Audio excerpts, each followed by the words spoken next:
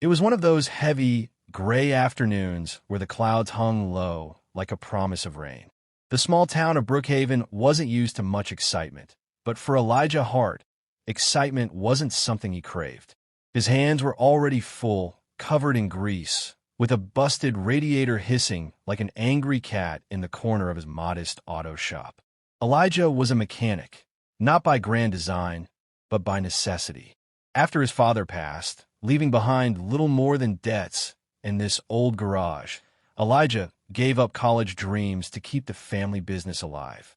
He wasn't rich, but he was proud, honest, and carried a heart far bigger than his bank account. And that's when she showed up. A sleek, midnight blue convertible purred into the lot, only to sputter and die a foot from the entrance. Out stepped a woman who seemed wildly out of place in Brookhaven. Designer sunglasses, city-sleek clothes, and the kind of confidence that only comes from knowing you could buy the entire town if you wanted. "Car trouble?" Elijah asked, wiping his hands on a rag, trying not to stare.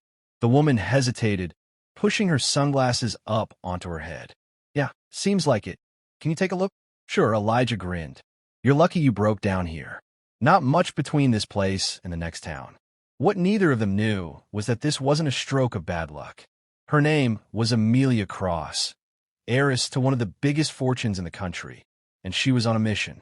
After years of fake friends, insincere dates, and people drawn to her wealth instead of who she was, Amelia decided to disappear for a while. No entourage, no private jets, just herself in an old car she'd borrowed from a friend, hoping to find something or someone real. As Elijah bent under the hood, Amelia watched. There was something about the way he spoke to his tools like old friends, how he hummed under his breath. "No pretense." No smooth lines, just kindness.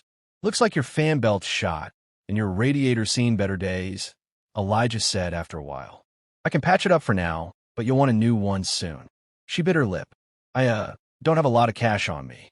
Can we work something out?" Elijah laughed softly. "Look, you're stranded in the middle of nowhere. I'm not about to let you sit out in the rain because of a busted fan belt. I'll fix it up, no charge. Consider a favor from small-town hospitality." Amelia blinked, caught off guard. In her world, nothing came for free. People always wanted something. Yet here was this grease-stained mechanic, offering help without expectation. "You don't even know me," she murmured. He shrugged. "Don't need to. You needed help. That's enough." The rain started as Elijah worked, droplets clinging to his hair and shoulders. Amelia grabbed an umbrella from her car and held it over him, getting soaked herself in the process. "You didn't have to," he said, glancing up. "Neither did you," she replied with a smile. By dusk, the car was running. Amelia offered him her gold watch, a designer accessory worth more than his entire shop. "Payment," she said, trying to press it into his hand. Elijah shook his head. "Keep it. You might need it where you're going. Besides, kindness should never come with a price tag." Something in her chest ached at that. Not sadness, something sweeter, like hope. The twist. The next morning, Elijah arrived at his shop to find a brand new set of tools, equipment, and a letter on fine stationery resting on the workbench. "Elijah, yesterday you reminded me what genuine kindness looks like. In a world where people see my last name before my face, you saw a stranger in need. I'm Amelia Cross. Yes, that cross, and I have the means to help those who deserve it. Consider this a small thank you. P.S. I left my number. I'd like to buy you coffee sometime, as myself." Elijah sat down heavily on the stool, the letter shaking slightly in his hand. He didn't care about the tools or the name. It was the fact that in one brief, rainy afternoon, two people from different worlds had met in the simplest, purest way. The message.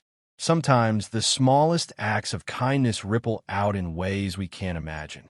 A free repair, an offered umbrella, a conversation without agenda.